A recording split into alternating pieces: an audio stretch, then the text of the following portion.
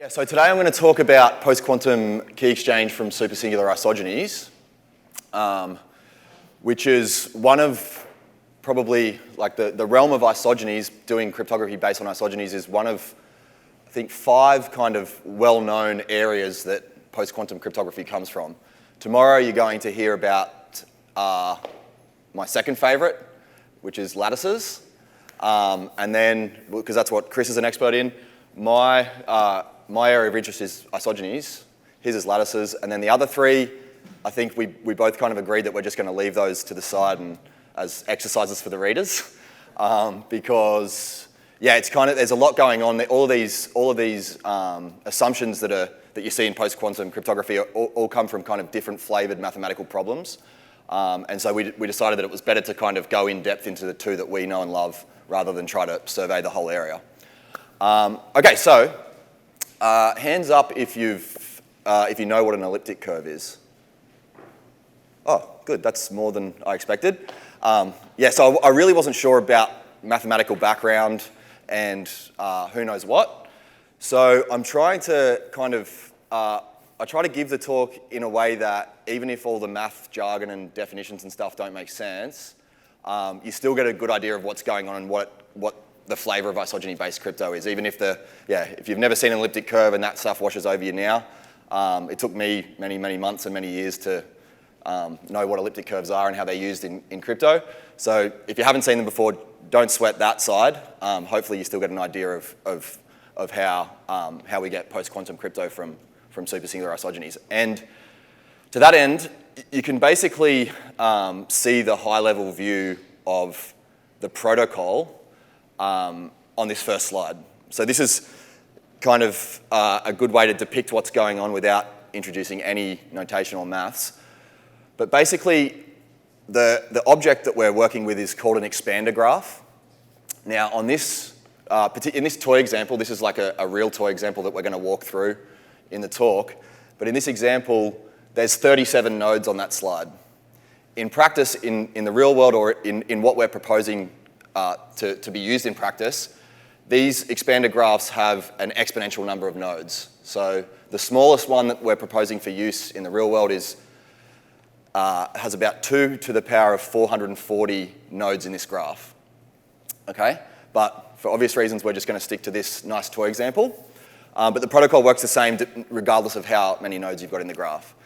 But in this case, in this example, what's happening, we've moved past it already, but what happens at the start is that Alice and Bob are standing on the same node in this isogeny graph. So it's a node that's public, everybody knows what it is, and everybody starts from there.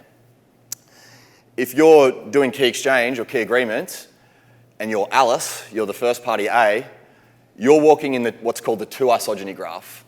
Don't have to know what that is, but what it means essentially is that every time you take a step to a new node, you've basically got 3 nodes that it's connected to. So you're walking in a 3 regular graph. So you've got 3 edges to choose from, except that you're not allowed to backtrack. So you're not allowed to take a step in this graph that goes to the node that you're previously on. So Alice walks in the 2 isogeny graph. She's got 3 edges each time, minus the one that she just came from. So two edges to choose from to walk around in this graph. And Bob's walking in the 3 isogeny graph, which means at each step he's got 4 edges to choose from, minus 1 for the one that he can't use to backtrack. So basically, the way it works is they start on the same node. Alice takes a few steps in this 2 isogeny graph. Bob takes a few steps in this 3 isogeny graph. And a lot of the security of the protocol relies on the fact that these graphs are completely independent. So the edges in the 2 graph and the edges in the 3 graph are independent. They shouldn't really be related to each other at all, or else we might have some security concerns. But what happens is, in this particular example, Alice takes 4 steps in the 2 isogeny graph, Bob takes 3 steps in the 3 isogeny graph, and then they let each other know where they landed. So they send something that describes the node of where they landed. What their secret is the steps they took to get there, and that's the secret isogeny. But their public key becomes the node that they landed on. So everybody in the world knows where the starting node is, but if I'm Alice, I take 4 steps in the 2 graph, I land at a node, and I send the label of that node to Bob. Bob takes his walk and sends the label of his node to me. We exchange those as our public keys. And then Alice does a second walk based on Bob's public key that she's doing now. She lands on her destination node. Bob does another one and lands on his destination node, and those nodes are the same node. So their shared secret in this case, the thing that they're trying to derive in secret while sending this information in public, is the label of that node, which they can then feed into some much faster symmetric algorithms to keep talking on a secure channel. So, I should have said also, please interrupt as we go, especially because we're all of varied expertise and some of us might recognize some things, but others it might be all foreign. So please interrupt me as we go. This is probably the only talk that I would know what's going on. I've looked at all the other titles and abstracts, and I would be very much a novice in any of the quantum computation talks. So don't feel afraid to ask a question, even if it feels stupid. But we can always save them to the end as well. Okay, so now for much of the talk, we're going to kind of get underneath the surface of what's actually going on in this picture to describe how the scheme works. That's Alice's graph. Those numbers don't mean any sense yet. They will in a moment. But for now, you can think of them as just the labels of the nodes. And as I said, in almost all cases here, there's a few exceptions, a handful of exceptions that stay. There's a constant number that stays constant even as the size of the graph blows up. But what you can see here is that in most cases, each one of those nodes has 3 edges coming in and going out. It's an undirected graph, so we're not using arrows to depict the edges here. You can go both ways.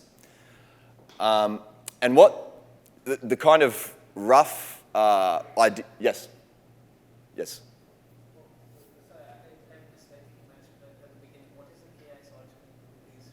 What is a what, sorry? A supersingular isogeny graph? Yeah, you defined it, but I'll probably get to defining it better later on. For now, that's what they look like.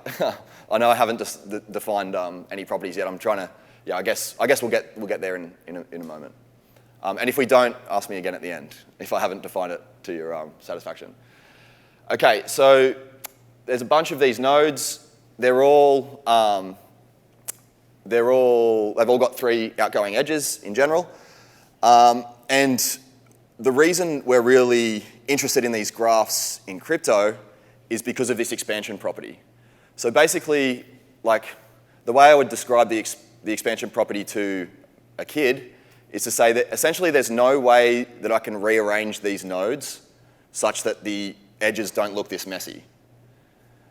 A slightly more formal explanation than that is, in as few a number of steps as possible, starting from any given node, you can get anywhere else in the graph.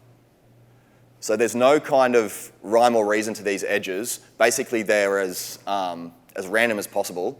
But yeah, from any given one of these nodes, I think in this case it might be like 3 steps to any other one or 4 steps. But as the prime goes up to be exponential, the number of steps that you need to take stays log p. It stays proportional to the logarithm of the number of nodes in the graph.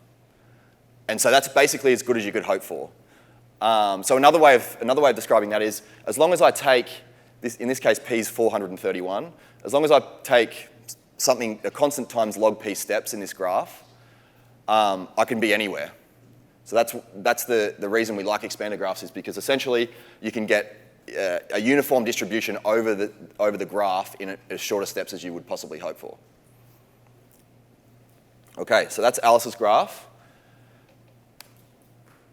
Bob's graph looks different. Same nodes, they're working on the same set of nodes, but Bob's edges are way different. Here, on average, or in general, I should say, every one of these nodes in the graph is connected to 4 other nodes. And again, a small finite number of steps you can get from any one of them to any other one of them in as few steps as you could possibly hope for. So it's got this rapid expansion property, which, going back to the example of Alice and Bob walking around, as long as Alice takes the requisite number of steps, she could be anywhere in the graph.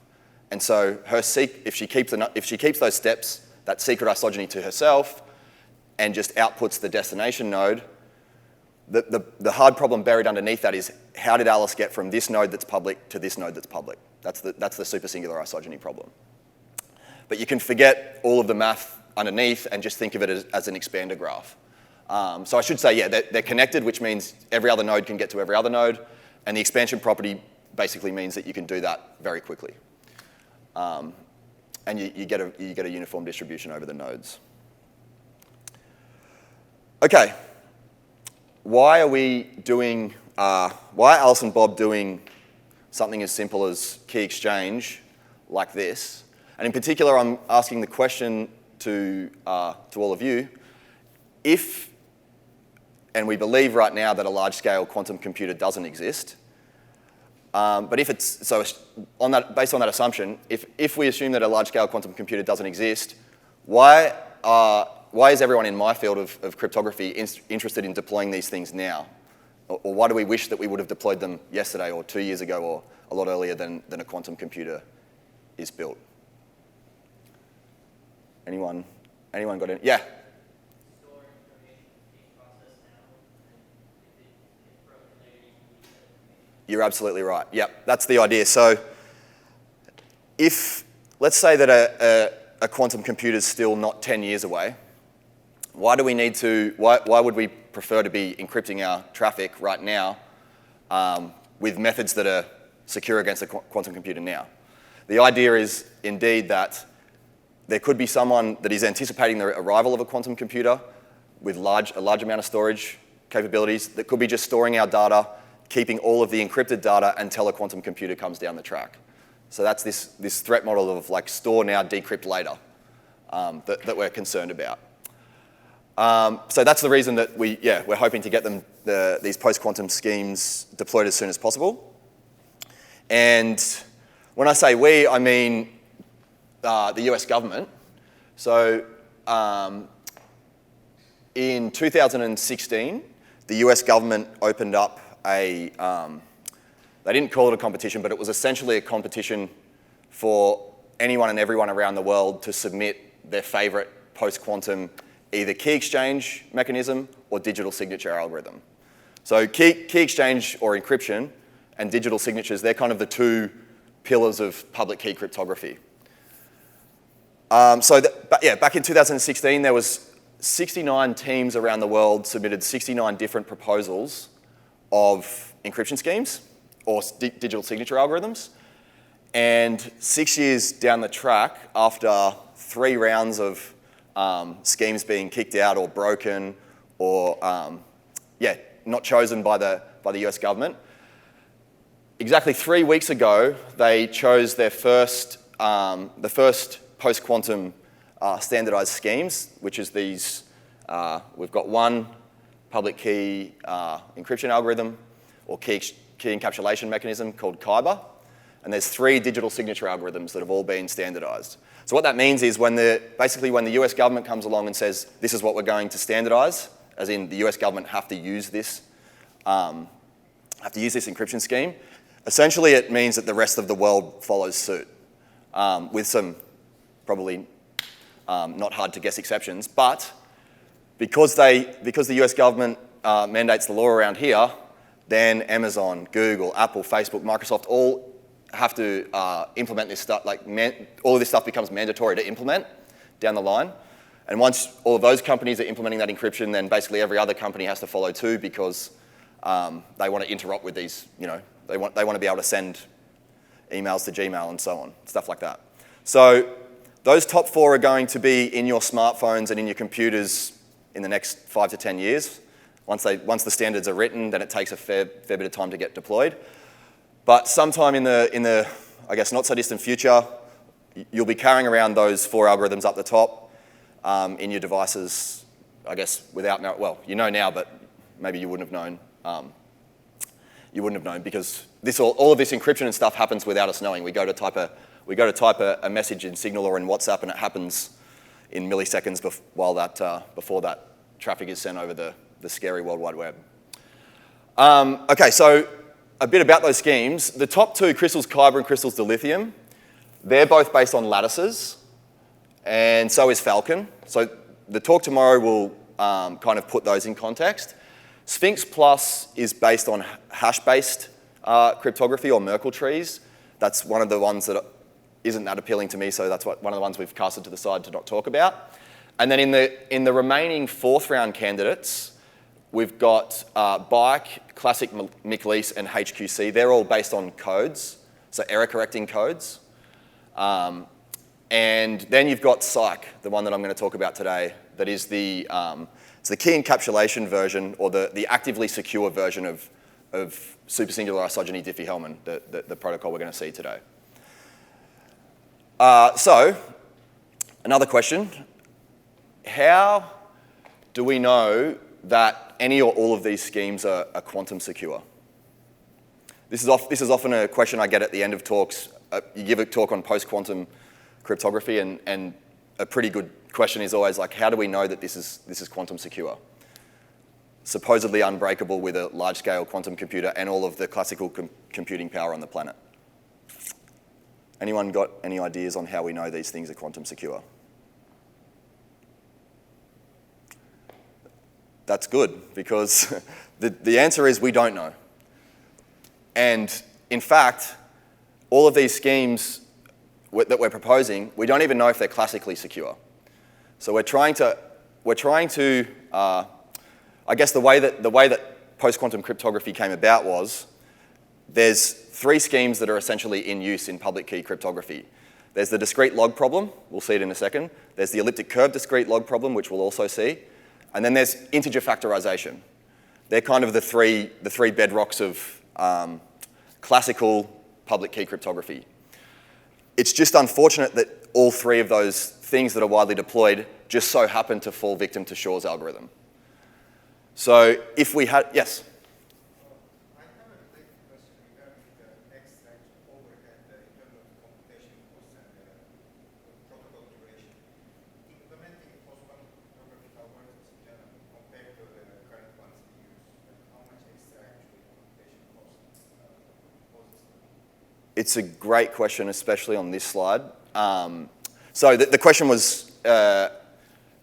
was, what's the extra cost of implementing these post-quantum schemes with, or instead of the ones that exist already, the RSA on factoring and the discrete log-based Diffie-Hellman and so on?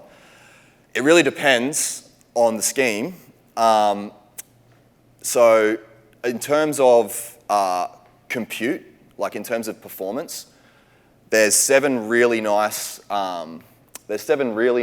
schemes up there that are relatively quick. Okay, I'm not talking about Sphinx.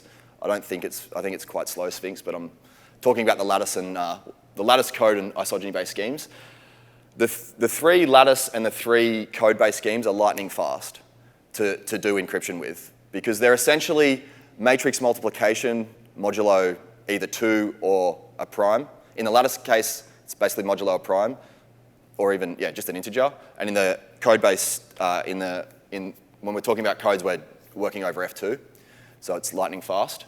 But it's basically matrix multiplication and then add an error.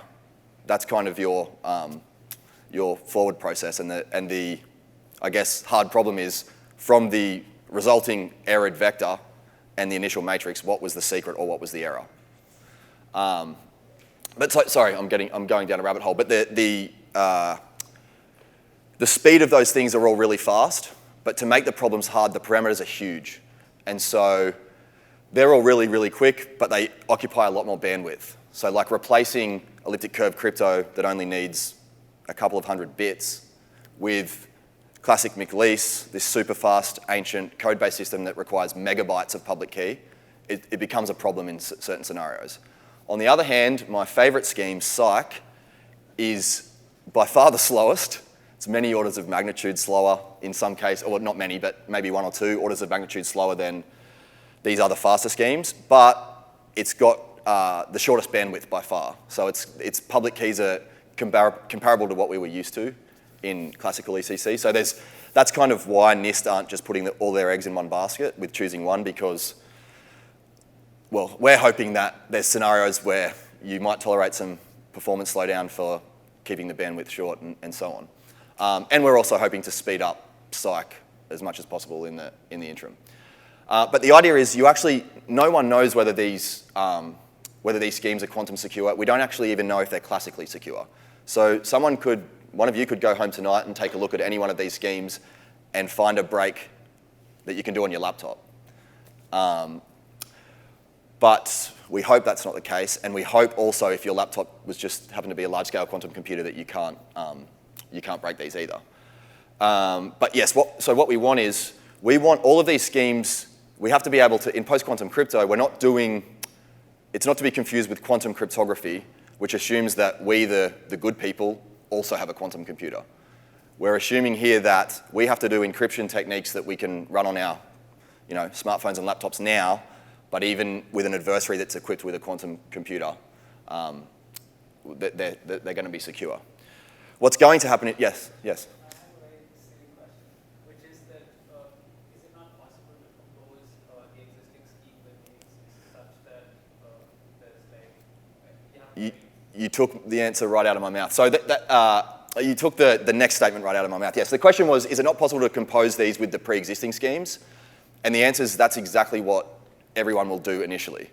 Because none of these things have been studied long enough for us to just put all our eggs in one of these baskets now.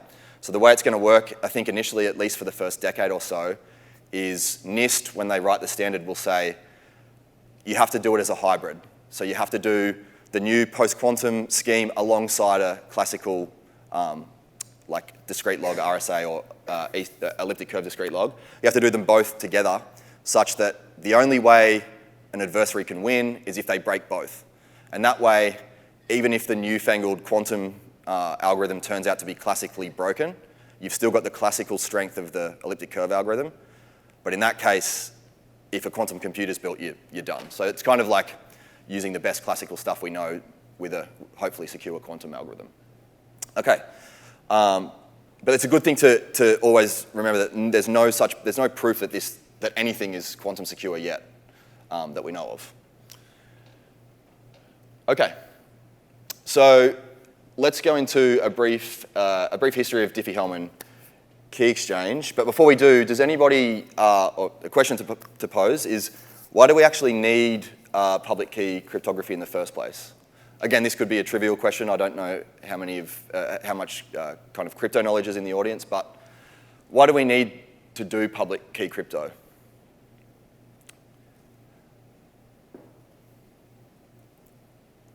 Well, versus, I guess the answer kind of requires a little bit of knowledge of what crypto was there before public key crypto. And the answer is symmetric key crypto. And symmetric key crypto works by, if I want to do some exchange information on an insecure channel with someone in this room, we have to have met up beforehand and agreed on a secret key that we're going to use. So a famous example of this is like World War II. In World War II, Nazi Germany used the Enigma code, the Enigma machine. And what they had to do every day to encrypt using a new encryption key is go and hand out all of these logbooks that every person at an encryption, decryption machine, at an Enigma machine, had to program in the daily encryption key into this machine so that everyone was on the same page, everyone was doing encryption. But again, that meant that someone had to, or technically all of those parties had to agree kind of offline on a secret that they would use that day. And historically, we know that that doesn't really work in practice, because if someone gets a hold of that secret key, then the communication's no longer secure. But the problem more generally or more abstractly is the key distribution problem.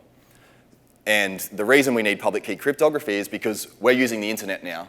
So if every time I decided to text a friend, I had to have met up with that friend in person and exchanged an encryption key on a USB first, it wouldn't work. If I wanted to do an online transaction with Amazon, but first I had to be mailed a USB with the right encryption key, that wouldn't work. We need to be able to dynamically meet someone for the first time over an insecure channel and somehow be able to arrive at a secret value, even with everyone in the world watching. That's the idea behind public key crypto. Okay, so, and this was the invention of it in 1976, including the photos of of Diffie and Hellman, who are now famous for kind of inventing public key crypto in 76. And the way that it works is, so basically all of the numbers in black there in the middle, they're public. So everyone can know those numbers. And so the public parameters of the scheme, and this is actually the size of the parameters that they specified in their 1976 paper, that's about a 200-bit modulus Q. So Q is roughly 2 to the 200. And they're going to work with the group of multiplicative integers modulo Q. The group of integers modulo Q, where G generates this multiplicative group. So G is just some generator, in this case 1, 2, 3, 4, 5, 6, 7, 8, 9. But again, everyone in the world can know what Q and G are. And what Diffie does is choose a secret integer between 1 and Q, or 1 and, in this case, 1 and Q minus 1. And Hellman does the same thing, chooses his secret integer B, and then they just raise G to the A and G to the B mod Q and send the result to each other. So the result of their exponentiation is some value mod Q, the residue. And then Hellman can take Diffie's public key G to the A and raise it to the power of B. Diffie can do the same, and by the magic of some very simple algebra, they both get G to the power of AB modulo Q. This is secret because the problem that protects this protocol is given G to the A and G to the B, it should be very hard to come up with G to the AB. So that's called the Diffie-Hellman problem. That's kind of underlies the security here. There's another, I guess, more general problem called the discrete log problem, and that is, given Diffie's public key G to the A, go and find what A is. Now, if you can solve that discrete log problem, you can obviously solve the Diffie-Hellman problem. So you can take Bob's public key and Diffie's secret key and do the same thing that Bob would have done, or Diffie would have done rather. So if you can solve the discrete log, you can solve the DLP, but the converse, it's not known. It's not known whether an oracle that can solve the Diffie-Hellman problem can go and solve discrete log problems. There's still a gap there, I believe. And so the security of that protocol, we say, relies on the Diffie-Hellman problem. Now, the next couple of slides, I'm just going to leave in for anyone that wants to check them later, but in the next couple of slides, I was going to show, so Diffie and Hellman in the 70s said we're going to use a 200-bit modulus because the best attack that they knew of when they published the paper was operated in time proportional to the square root of the modulus.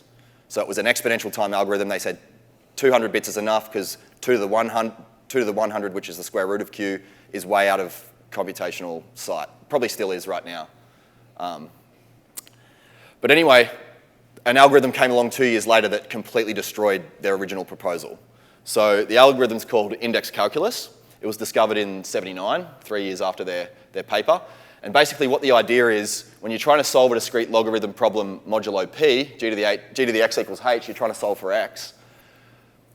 You basically, if in this case G was 3 and the output, the solution you're trying to look for is whatever exponent 3 is raised to give 37, then you just keep computing multiples of 3 until the lift of their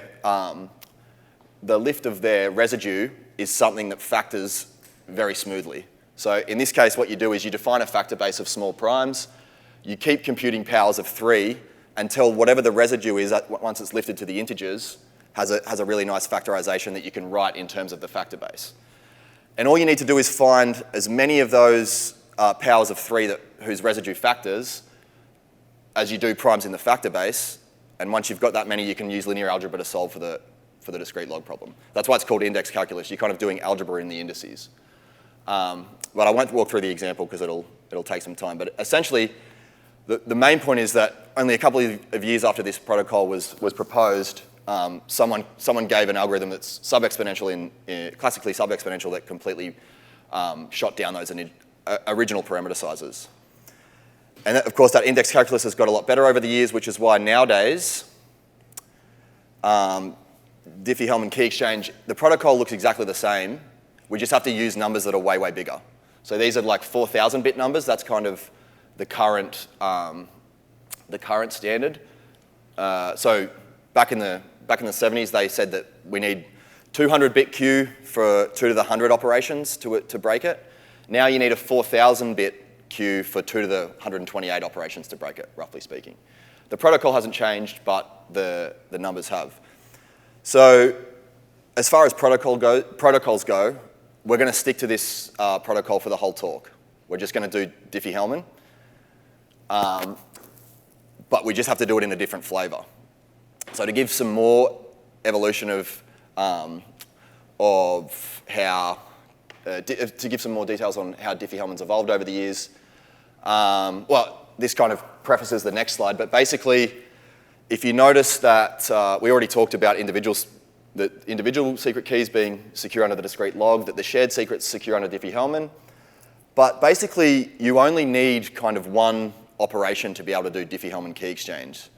You need a group, so you need something that's closed and has an identity and all those properties, and you need to be able to do exponentiation in that group efficiently. So when we come to compute g to the power of x in a multiplicative group, we just write x in binary form and we do the square and multiply algorithm to get the answer. So we can do it, we can go in that direction really fast from g and x, but hopefully from g and g to the x, we can't go back and figure out what x was. That's the DLP.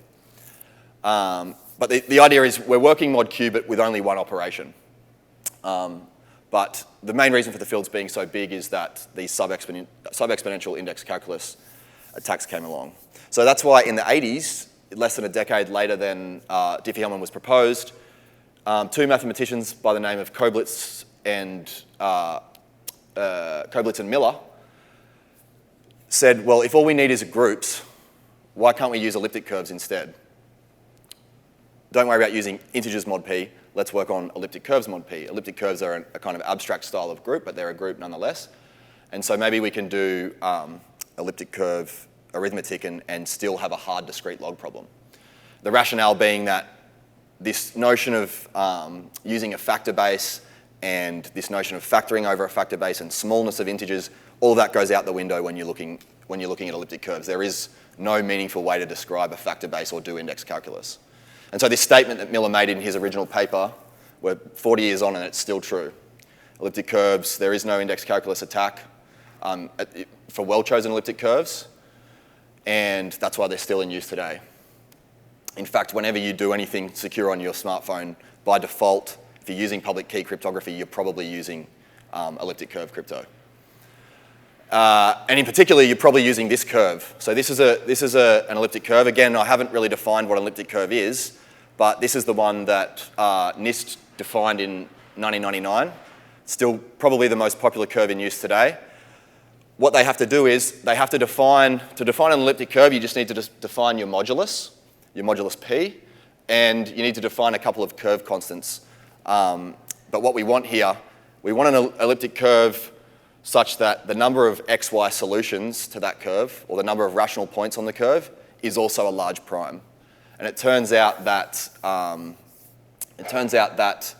if our prime looks something like this is a 256-bit prime that NIST defined for us, the group order is always a number very close to that prime, but also very different. So they look the same until about halfway down, and then we've got a different prime R. And R is the order of the group. That's the kind of order that we do our group operations modulo. So basically this slide, again, you don't have to write down or memorize any of the numbers, but the idea is that because elliptic curves are so strong, they offer a lot of resilience against attacks. You can use a lot smaller parameters and still get the same security. So this is a 256-bit curve, and I've kind of written the public keys in full, but they actually end up being 256 bits as well, because you can drop some y coordinates. But you're doing exactly the same protocol, but just using elliptic curves instead of integers modulo q. Okay, that brings me from the original Diffie-Hellman proposal using discrete logs to the elliptic curve Diffie-Hellman proposal using elliptic curves. And for the rest of the talk, we're going to talk about this one on the bottom, which is just gone 10 years old. It was invented in 2011 by Jiao and DeFeo. And their idea is to, rather than using one fixed elliptic curve where everyone does arithmetic on the same curve and using the discrete log problem, we can't do that because of Shor's algorithm. So they threw out the playbook and did a completely new scheme whose security is nothing to do with the discrete log problem.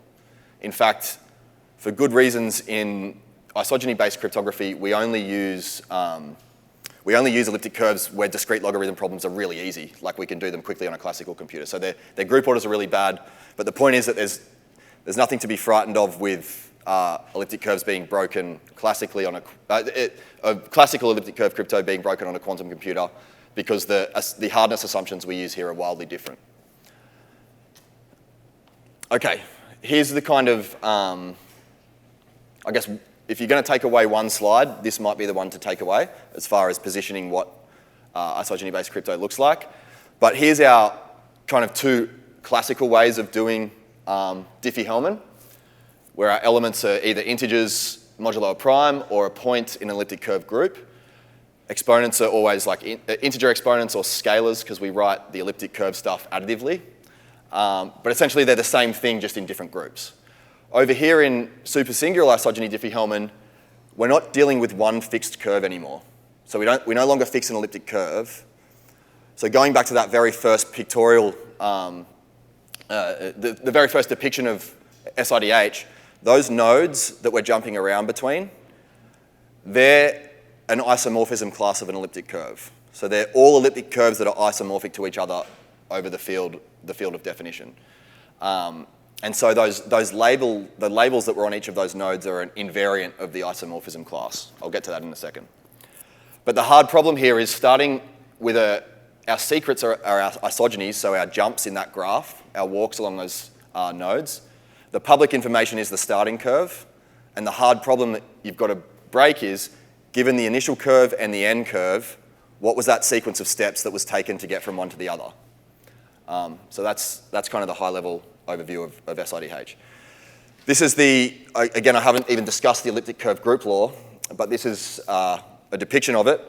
You've got points on a curve and you do some kind of geometric operations with those points that we can also perform algebraically. You go from a starting point and a secret scalar to your endpoint. And then as you public key, that endpoint gets sent and the attacker's got to try to figure out what that secret scalar was. In post-quantum ECC, we don't stay on the same curve anymore. As I said, we have this huge supersingular isogeny graph where every node, you can think of it as a curve. It's technically an isomorphism class of curves, but you can think of it as an elliptic curve. And rather than staying on E to do all of our crypto, we do some computations on E and then we jump to another curve, and some computations on that curve, and then we keep jumping around using these low-degree isogenies. Okay, any questions at this point? Yes?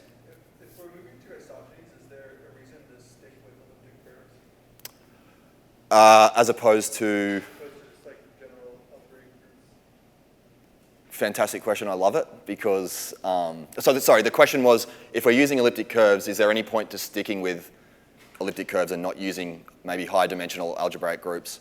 Or were you thinking even more generally than that? Yeah. Well, so, I kind of hope that answer will, a full answer will kind of come throughout the talk, but there's no good reason not to use anything. I think one of the questions I've got coming up is why do we use elliptic curves, which I was kind of trying to point to a partial answer that I'll give now, but basically in crypto, you can use anything to do crypto if you want. You just have to be pretty confident that what you're doing is actually a hard problem. And so, indeed, myself and some other researchers are looking into other abelian varieties to do this one, but it's very similar in flavor. But if you can think of another way to instantiate an expander graph where finding the walk on the expander graph is hard and you can get Alice and Bob to commute some way, then go ahead and do it. And, so the answer is you can do it however you like, but you have to get the scheme to work and you want to be confident that the problem is hard. Now, I guess I'm answering in full the question that I'm posing soon, but why do we use elliptic curves for this at all? As far as I'm aware, elliptic curves are the only way to instantiate an expander graph like this, where the problem is believed to be hard, and you can and the math allows you to commute in the graph. And yeah, those two things have to happen together. Okay, elliptic curves and isogenies. Here's a very quick, yes, questions are coming in. I love it. So I just got lost in the previous slide. What are the nodes and what are the vertices? What are the kernels? The vertices and the nodes. Oh, good. Yeah, very good. Yeah, it connects in this picture. It kind of looks like it's a 3 graph, I think, because every node is connecting to 4 edges. So this is exactly the kind of graph that Bob walks around in. The nodes are isomorphism. They represent isomorphism classes of elliptic curves, but we can represent that isomorphism class using one number called the J invariant. So basically, you can think of the nodes as just numbers in a field, and the edges are isogenies. In this case, 3 isogenies, which is what Bob uses. So the nodes are always, Alice and Bob use the same set of nodes. They're just this well-defined set of J invariants.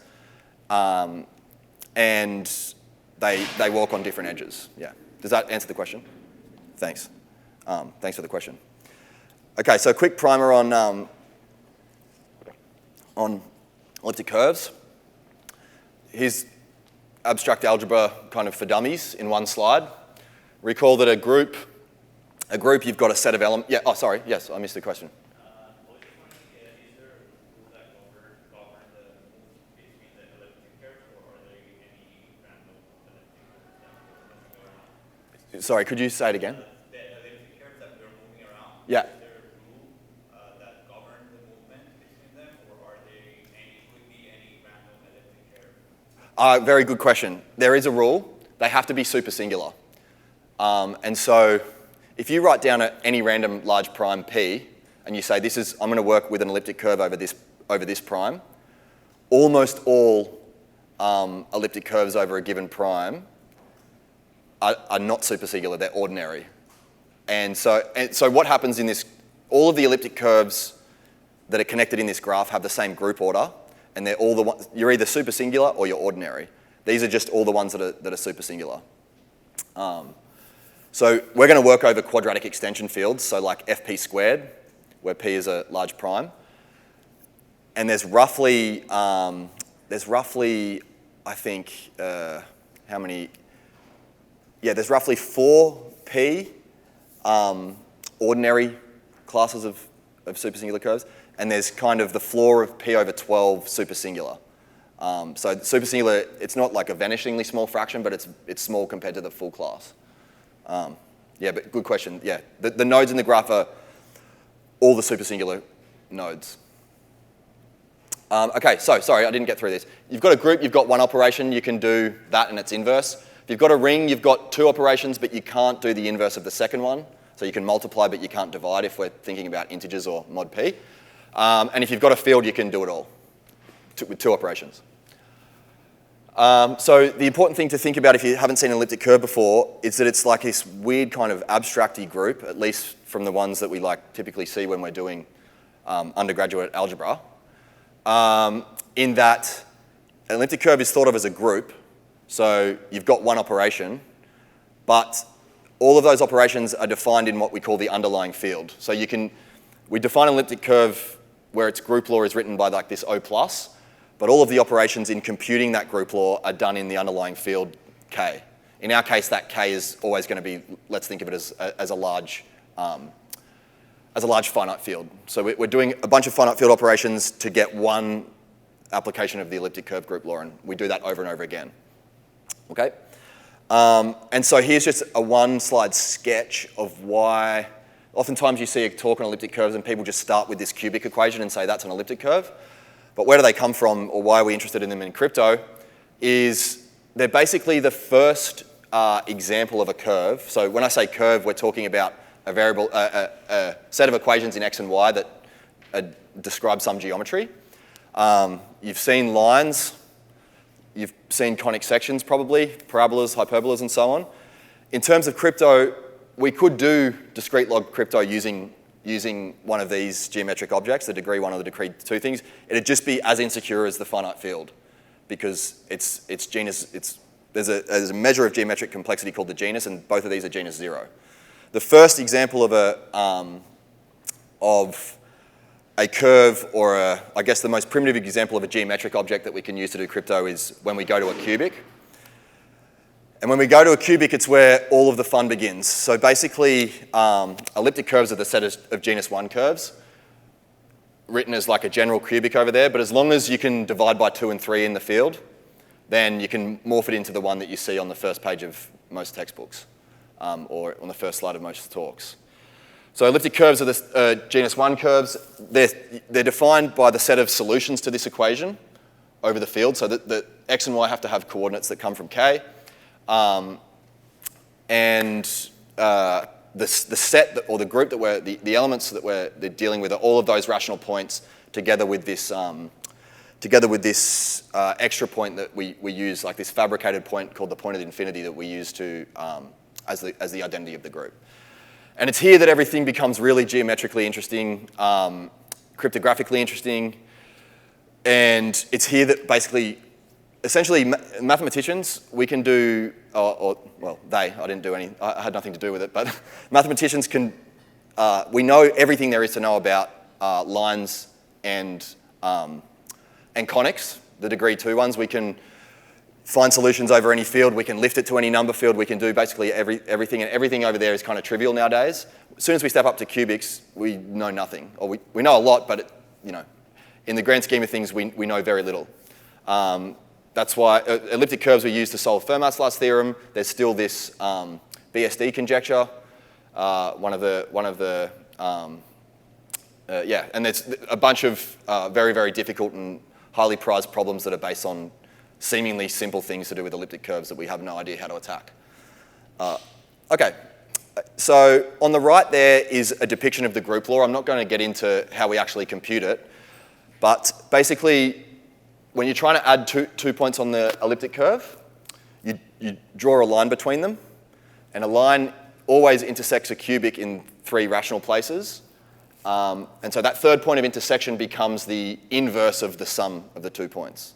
Okay, so you draw a line, you know 2 of the points of intersection, the third point is the inverse of your sum. And if you're trying to add the point P to itself, then you just draw the line that is tangent to the curve at that point. That's the elliptic curve group law in 2 pictures, and there's a lot more going on under the surface, but essentially, to compute it, we do a bunch of operations in whatever field we're working with. And these 2 operations are essentially all you need to be able to do that elliptic curve Diffie-Hellman that Koblitz and Miller proposed.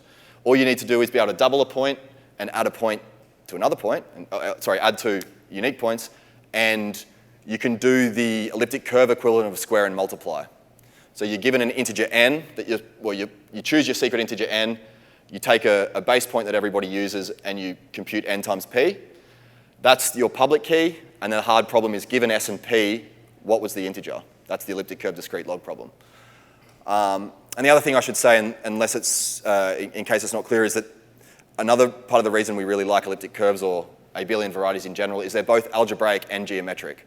So what that means is we can draw group laws as geometric diagrams, but they're also algebraic. So these things, you can commute A and B, as you know, and when we come to talk about more relaxed definitions like isogenies, these things are group homomorphisms where you can kind of abstract away from the geometry and just focus on the algebra. Yes? Is every curve that is has an information like this elliptic curve, or is elliptic curve a certain subset of these curves? With y squared is x cubed? Yeah, for example, if it's just y squared equal x cubed, that seems Yeah, so that's... just a name for anything with the equation, or is there an additional condition? There's a bunch of kind of definitions depending on the way you're talking about it, which is not a good answer to the question. If on an arbitrary field, you can always write it like the top one. as long as you're dealing with a field that's not of characteristic 2 or 3, so you're allowed to divide by 2 and 3 in that field, you can always write it as the red one. Yeah, my question is anything of the red form called elliptic curve, or is elliptic curve a subset of these things? It needs to have a non-zero discriminant, which is, you know, and it needs to be, yeah. So that kind of guarantees that there's no double roots of the cubic of the univariate cubic on the other side. And once you guaranteed that, then it's a smooth projective curve, and yeah, it's genus 1. So yes, I would say yes, with the exception of one combination of A and B over any given field, or maybe 2. All of the other A-B combinations will give an elliptic curve straight away, yeah. Yes, good question. Any other questions as we're cruising along? Okay, nice. Cool, okay, now's where we start to get into a bit of jargon. Stay with me if it just becomes, yeah, it's coming towards the end of the day, so I understand. But so each of those nodes, I said, was represented by a J invariant, and there might be many elliptic curves, in fact, infinitely many that have the same J invariant. But it's just what we use to determine whether we're isomorphic to each other or not. So the rule is that if 2 elliptic curves are isomorphic if and only if they have the same J invariant. So for this example that's only parameterized by one value A in the field, if this function J of A is the same for 2 different looking curves, in this case I've given, so we're dealing over a quadratic extension field here, the extension field of F431 adjoined I, like a complex field, but modulo 431. These look like 2 different elliptic curves because their A values are different, but they compute the same J, so they're isomorphic. They've got a degree 1 map with no non-trivial elements in the kernel between them. They're isomorphic. But all you really need to remember is that if they're isomorphic, they have the same J invariant, and that's what our nodes are. Now, isogenies, the way I like to talk about them is they're like isomorphisms, but they're a little more general. So if you're going to be isomorphic, you have to have this degree 1 map between the 2 objects with no exceptions, except the trivial, the identity of the group, the point of infinity. But they're rational maps, they're a homomorphism. Isogenies are more general in that you're allowed to have non-trivial elements in the kernel now. So there's still a homomorphism between the 2 curves, but some of the points won't map to anything. In fact, they'll map to the 0 element. That's what we call our kernel. So in this case, we've got, again, 2 elliptic curves with different A values. And in this case, they've got different J values up the top. So they're not isomorphic, but there still might be a rational map between their points, an isogeny. And indeed, the isogeny mapping points from one to points of the other looks like this. And the kernel of the isogeny has degree 2. It has 2 elements in it, which is what we call it a 2 isogeny. It's got 2 elements. It's got the trivial identity of the group, and it's got this one whose x-coordinate is the denominator here. And its y-coordinate is 0. So both of these points map to the identity of the second curve, and that's why it's called a 2 isogeny. We have this theorem that says as long as we're dealing with separable isogenies, which is all we're doing in this talk, the degree of the isogeny is the number of elements in the kernel. That's what we just take that as read. And it's also the degree of the rational map that is used to describe them.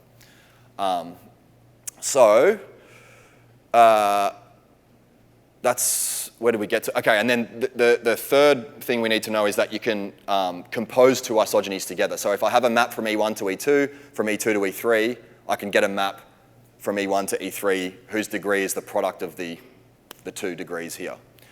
And importantly, they're algebraic and geometric morphisms, which means, talking algebraically, you can take the sum on the first curve and then map it across. That's the same as mapping both points across and adding them on the other curve. You get the same thing. It's a morphism. Cool. We're going to keep it simple for like the explicit examples that I give in this talk, in that we're going to drop the y-coordinates completely. So it's actually what we do in practice. It's what we do in classical ECC, because even the very first paper on elliptic curve crypto said you don't have to worry about the y-coordinates if you set things up nicely. And to this day, we don't. In the kind of state-of-the-art ECC and in the state-of-the-art of isogenies, all the y stuff's irrelevant. You can just work with the x coordinates of elliptic curves. Okay. Now, as far as formulas go, again, you don't have to worry about what these formulas are. You can just kind of see how simple they are. This is the formula for doing a doubling on an elliptic curve. So I'm taking a point on EA and getting another point on EA, the same curve. That's all I have to do to the x-coordinate of the input to get the x-coordinate of the output. And that's, I guess, the two top operations is kind of what we need in the classical sense when we're staying on the same curve. These are the formulas that we use to jump between curves. So that's the 2 isogeny, where alpha here, alpha is the x-coordinate of the non-trivial kernel element in the 2 isogeny. Over here in 3 isogeny land, things look pretty similar, just a little bit higher of a degree. But I guess the point of the slide is to say, they're the only operations Alice will ever need to compute in the protocol. And over the other side, they're the only operations Bob will need to compute. So kind of roughly speaking, if you didn't know anything about elliptic curves and isogenies, you can just take those formulas and go and implement the scheme without knowing what happens. Or what's going on underneath, I should say. So there might be a lot of jargon and a lot of complex words, but in practice, it's actually very simple to do isogeny-based crypto. Okay, now we come to the fun part, and the question that we started talking about before is, I should say that from now on, I'm kind of walking through a toy example, and there's a tutorial that I've got online that walks through that same example with a lot more narration, I guess. So, why do we need elliptic curves and isogenies if all we need is an expander graph? So I guess I kind of answered it before. If any of you know of a different way to come up with an expander graph, well, one way to put it is we could write down any expander graph just by defining all of the nodes and edges ourselves. We could just write down all of that data. But when we need the expander graph to be exponential in size, to just go ahead and define ourselves, okay, I'm gonna write down this node and connect it to these three, you're gonna have a storage problem very quickly of trying to write down labels for all the nodes and the information of which ones they're connected to and so on. And certainly for the sizes of the graphs we need in crypto, they need to be huge. You're not going to be able to write down and store anything. And the other point, which I was talking about before, is you need a way that Alice and Bob can walk on these graphs and do their secret computations such that they'll land at that same element in the end. So kind of the math that's happening underneath that picture is what elliptic curves do to guarantee that they land at the same spot. Okay, so we've seen the nodes. There's 37 of them in this toy example. It's always roughly p over 12, the number of nodes for a given prime. And we saw that Alice's graph looks like this, same nodes, different edges. Bob's graph looks like this. And before we kind of walk through an example, I've got to kind of give a few caveats here.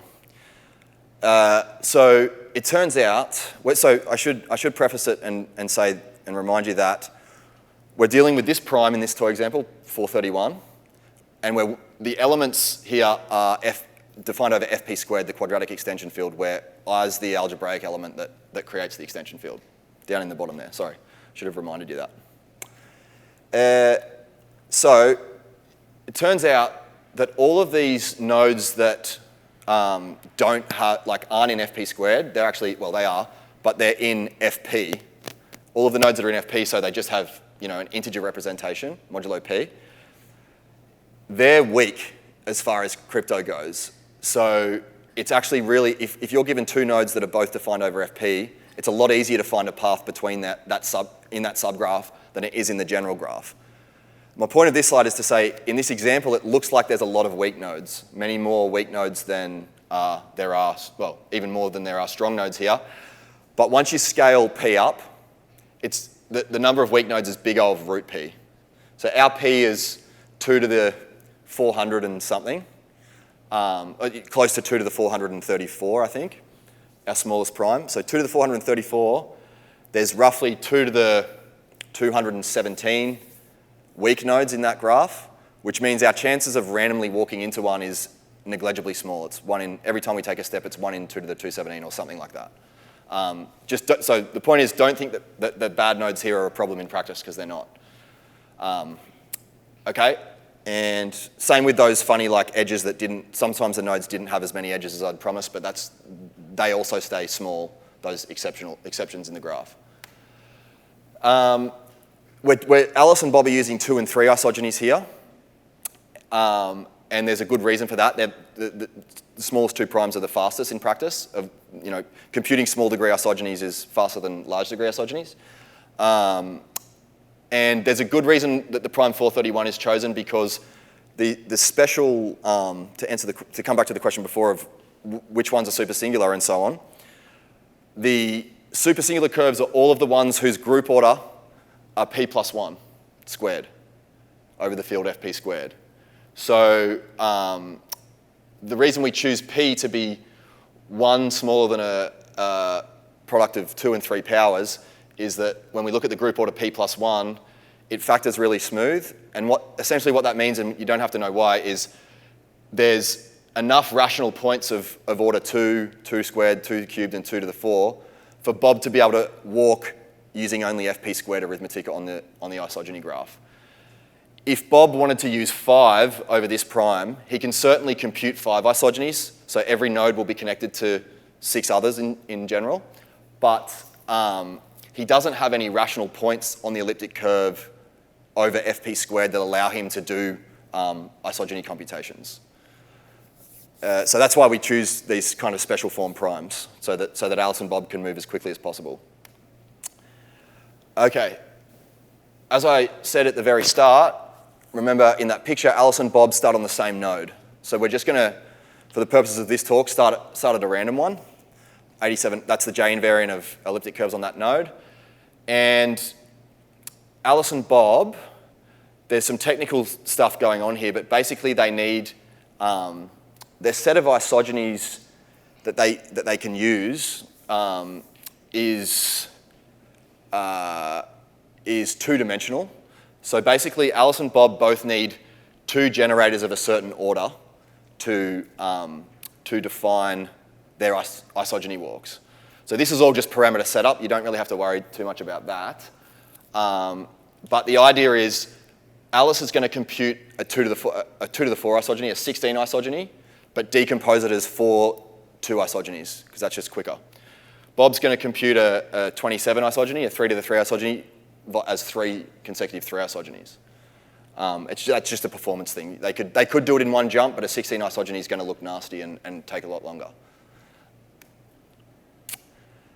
When Alice starts out, and the same goes for Bob, the way that the parameters are defined in the scheme, again, there's so much information here, it's probably overload, but the way the parameters are defined and the way the scheme's set up is, in this huge isogeny graph, well, not this one, but in practice, in the big isogeny graphs, there's only a very, very small subset of nodes that Alice can land on, and same for Bob. So all of Alice's possible secrets, the integers between 0 and 15, ideally should land her on 16 different nodes. In this case, there's probably collisions, but in practice, there will be 16 different nodes. And that kind of is a very, I think that in practice, it's going to be a square root fraction of the number of nodes that she could possibly land on. But because of that rapid expansion property, there's no way to just randomly be walking around the graph and say, okay, Alice could have landed here or Alice couldn't have landed here. There's no way to test what her possible destination nodes are, because with as fewer steps as she takes, she could be anywhere. Okay, I don't know what I changed in that slide, but here's Bob's destination. Same thing again, just a different set of nodes he can land on. Probably more of them because he's got 27. He's got the integers from 0 to 26, but same thing. Okay, so we're going to go quite quickly through the protocol from Alice's standpoint, using those small number of kind of formulae or operations that we looked at earlier. So Alice is going to start on this curve. whose J invariant is 87i plus 190, she's going to know the elliptic curve with that J invariant that everyone starts on. And she's going to compute a secret integer that's between 0 and 15. And basically that describes a point on the elliptic curve whose order is 16, which in turn describes a 16 isogeny. But the way she computes it is instead of, so this point S has order 16. That means if you multiply it by 2 4 times in a row, it'll go to infinity. That's the definition of order in the elliptic curve case. So what she's going to do is instead of multiplying it by 16, she's going to multiply it by 8 to come up with this point of order 2. And that describes her first step. Okay, so that point of order 2 describes the 2 isogeny whose formula was on the, a few slides back. And that takes Alice from that node to that one. She also moves S through the isogeny, and by the magic of this being a group homomorphism, and S lying above this kernel point of order 2, when she moves the point S through that 2 isogeny, its order decreases by a factor of 2. So the image of S under phi naught is a point of order 8 on the next curve. So now she only has to multiply it by 4 to get a point of order 2. That defines her next step. And remember, she can't backtrack, so it's one of these two. She lands there. And her third 2 isogeny, she only has to multiply by 2. And then in the last case, she's dragged this point through such that its order is already 2. So that defines her next step immediately. And she lands there. So what she's done is basically converted her secret integer. So in goes her secret integer out of this whole walking on the isogeny graph. Her public key is just a J invariant, just a node in the isogeny graph. Now, even though in this example, I've drawn these things as pictures, in practice, you don't know the edges of each node until you go and compute them.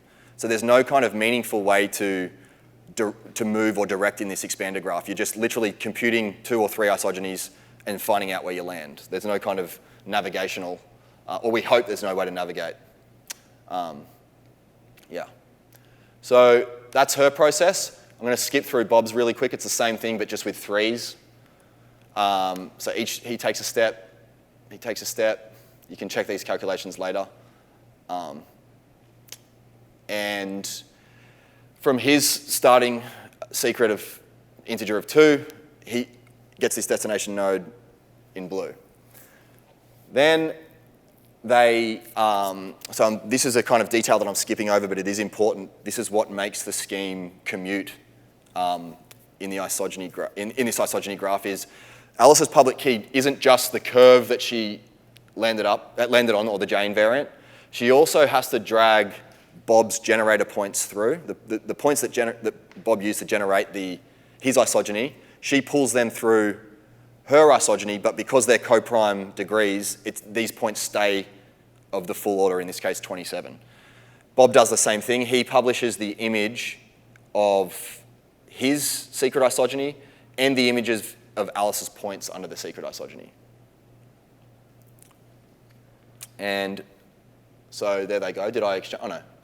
Okay, so now Alice sent hers to Bob, and that's where he's going to start. Bob sent his to Alice. That's where she's going to start. And we do the same magic again. There's no details here because we're already sick of them. But she lands on her end node down there after 4 steps. Bob does his 3 steps and lands on the same node. So then what Alice and Bob have done is they've, okay, and then here, again, this is an offline exercise to show, you don't even need to know what isogenies are here, just that it's a group homomorphism, and you can prove that basically they're swapping the order of these kernels and doing the protocol like this, that they should land at the same secret kernel. At the same destination node. So you can check that works out later if you like, but that exchanging of those extra points is what allows this diagram to commute.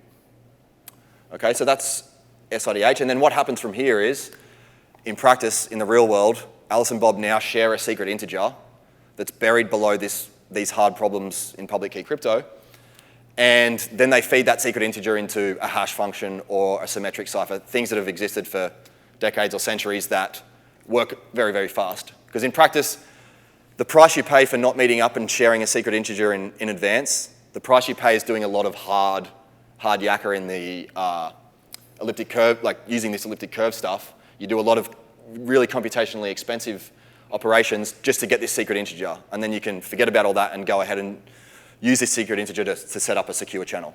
Okay? So that's how public key, or at least the key exchange, feeds into, I guess, crypto in practice. Okay, so it was like the bulk of the talk, we're walking through this tiny toy example. But the good news is the proposals that we've put forward to the US government that have just advanced into round 4 are doing exactly the same thing as we did there, just with bigger powers of 2 and bigger powers of 3. Yes, good question.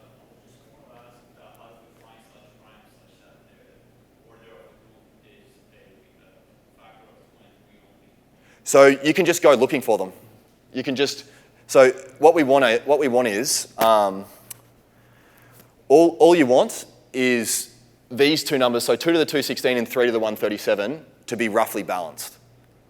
So that you want them to be roughly the same size so that, you know how before we saw that Bob had many more destination nodes?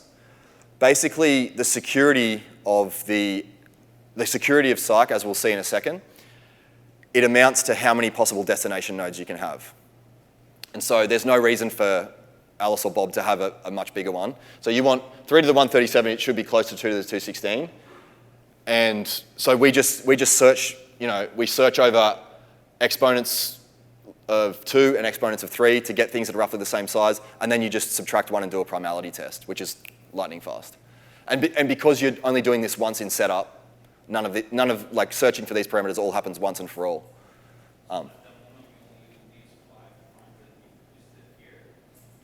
Well, yeah, the four big ones for sure. This toy example is not going to be secure in practice, but we hope that these 4 big ones are secure enough that all of the compute power in the world combined, and even a quantum computer added in, couldn't break these schemes, couldn't find those secret walks. That's the idea.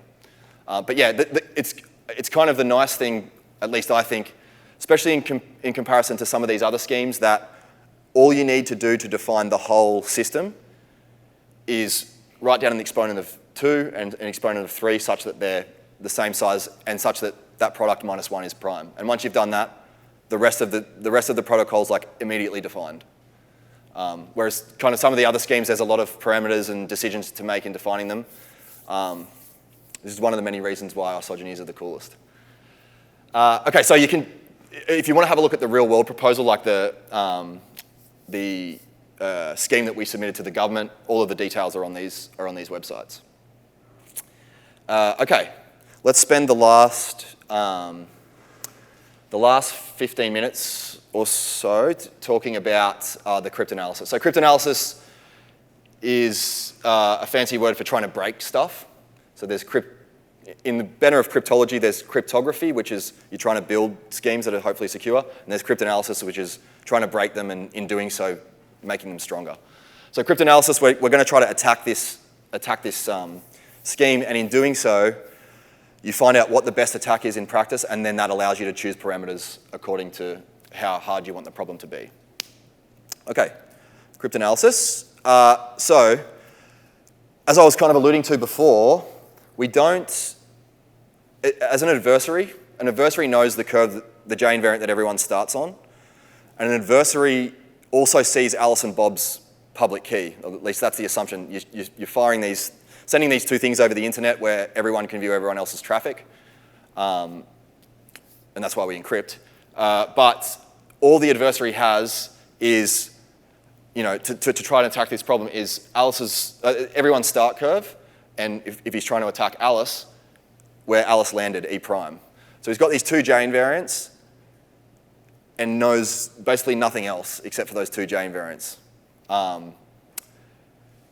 He knows the public, all of the parameters of the system, but he doesn't know how to draw this graph or navigate around in this graph in any meaningful way. At least we hope. So the idea is that the adversary is going to try to find out what that path was, what the path was between the two nodes. And all we're going to see here is like the most naive, generic way to do that in a graph. So how would you try to connect two nodes? You just do generic meet in the middle.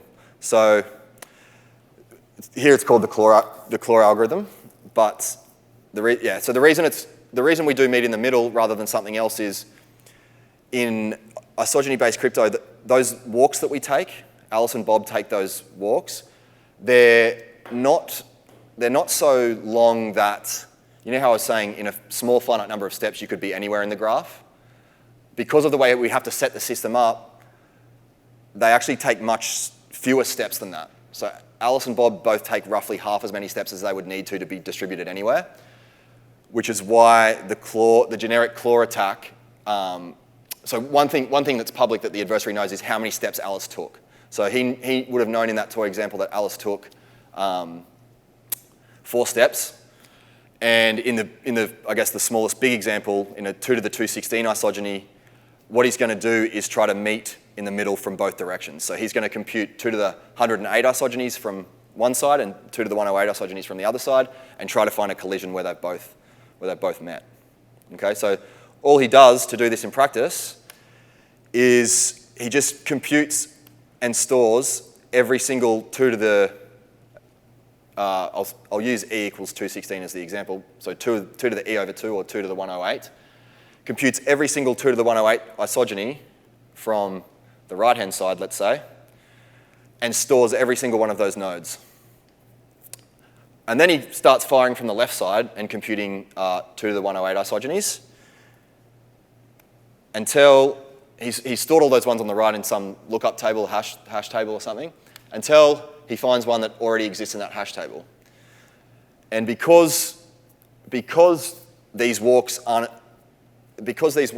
aren't long enough to be anywhere in the graph, with overwhelmingly high probability, this will have been the path that Alice took, because there should only be one path of this degree between those two nodes. And it's very short compared to the average length path in the graph. But so that's the gist of the best known attack against this problem, at least classically. And so once Bob finds that connecting node, he has all of the intermediate isogenies because he computed them, or he could just call the algorithms again to work on the shorter paths, and that adds no complexity asymptotically to the runtime. But that's how Bob goes and finds that. Yes? So am I correct in understanding that the formulas that you showed, like, few slides back, are those also something that always works, and this is kind of like a public part of the program? Yes. Yeah. The formulas are definitely public. Yeah. So the adversary has the same ones. If he's trying to attack? If he's trying to attack Alice in this case, he wants to know what that secret integer was. That secret integer corresponds to this long path. So one naive way would just be try every secret integer up to 2 to the 216, and we know how that would go.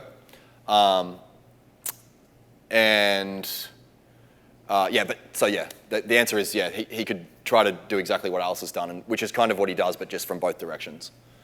So that's meet in the middle.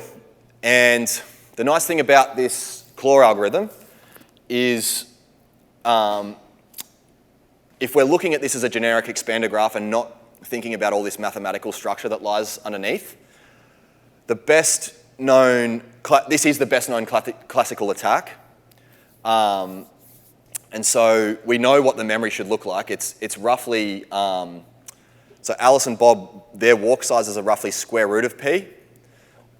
And the complexity of this is the square root of their walk sizes. So it's roughly p to the 1/4. That's how much memory the attacker needs. And it's also the classical time that the attacker needs to solve this problem. It turns out that and so I should say that asymptotically, the quantum version of this claw finding algorithm, it's an algorithm called Taney's algorithm. It's also been proven to be optimal for this claw finding. So if if an attacker's not going to exploit anything about the elliptic curves or the supersingularity or anything, and they're just going to look at this as a generic pathfinding problem, we know exactly how to bound the classical and quantum complexities of this problem. So put another way, if an attacker wants to beat those, they're going to have to use some special property of the elliptic curves, which we hope they don't exist. It's also the reason that I think in practice, both in classical elliptic curve crypto and now with this problem, we like it when the best attack is generic. So again, classical ECC has been around since the mid-80s, and the best attack on that elliptic curve discrete log problem in the classical sense is an algorithm that works on any group.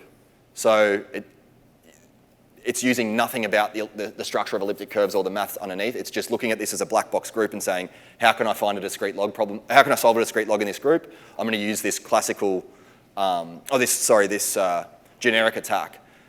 So it's kind of good because we know how generic attacks work. There's a lot of study there, and we think it's nice when the best attack is something generic because the attacker's not able to do anything smart. On the other hand, some people in the field are kind of scared of elliptic curves because there's so much structure there that hasn't been exploited yet. You know, a lot of I guess elliptic curve haters might say that surely that structure is going to lead to something devastating, but it's been 30 years of elliptic curves in the classical sense. They've never been touched. It was just unfortunate that that quantum computing came along. And then so confidence. We're confident that if the best attack stays generic, we know the complexities here. In practice, we actually have to do something a lot worse, at least when we're evaluating the security of isogenies against the security of all the other schemes that they're competing with. And that is the best attack in the case of isogenies. It requires p to the 1/4 memory and p to the 1/4 compute time.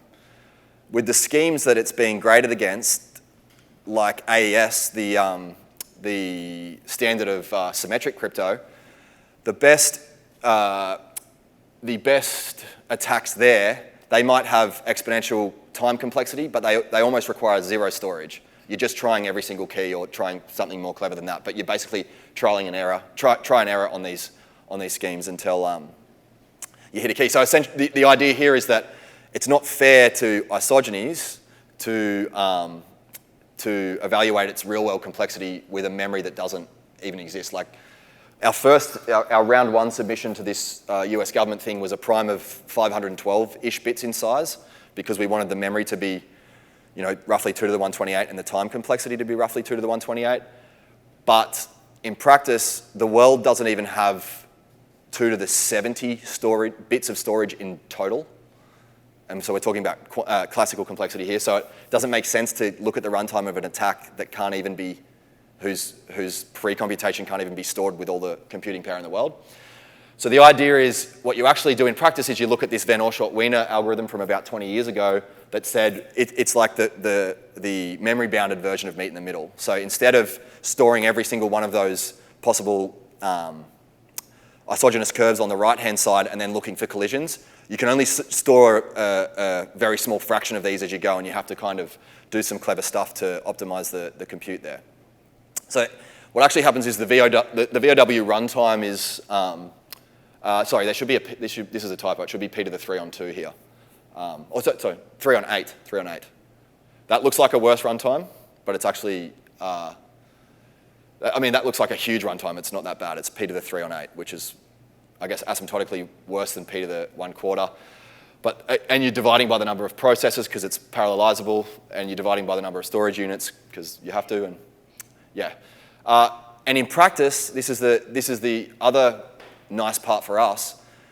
That Taney's algorithm is asymptotically the best. It's big O of p to the 1/6, but in the real world, even on parameters that are cryptographically sized, where the asymptotics should kick in, like asymptotics should kick in, by the time you hit 2 to the 100, you would like to think, but it turns out that this Taney's algorithm doesn't help beat this complexity. And Taney's algorithm is supposed to be p to the 1/6, which is a lot better than p to the 3/8, but actually doing Taney's algorithm in practice, if you've got a bound on the number of qubits and the number of, and the kind of the similar, I guess the quantum analog of those, of the bounds we have to impose in the classical case, then Taney's algorithm doesn't even give you an improvement over VOW, which, yeah, so this is the summary, the security summary slide.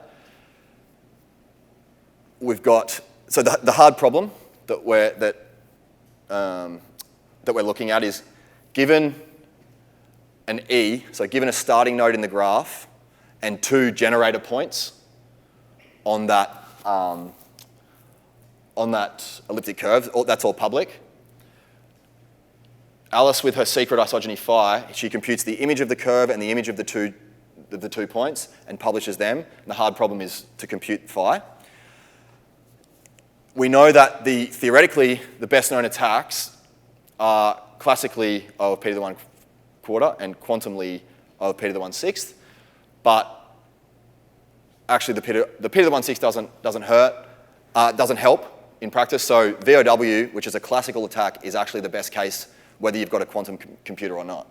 So oftentimes when I'm trying to spruik isogenies, I say that it's kind of nice if we put forward a scheme, a post-quantum scheme, where even when a quantum computer comes along, it doesn't help, as far as we know. So that's kind of the security summary. There's a lot of details I'm sweeping under the rug, but we can talk offline or in question time or any time about that. I'm always happy to chat and talk over email or outside whenever. So with that, I will happily take questions.